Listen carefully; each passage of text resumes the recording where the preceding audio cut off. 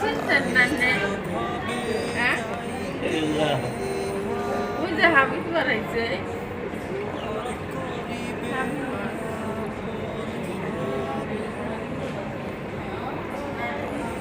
ভবে যাইতে হবে এতক্ষণ কইতেছে পরে করিবে আপন সবে মুর্শিদে গেলাম শরীফে পাঠাই দিলাম। এই দুনিয়া চির বিদায় জানাইব তোরে আমার চিনছেন না নে?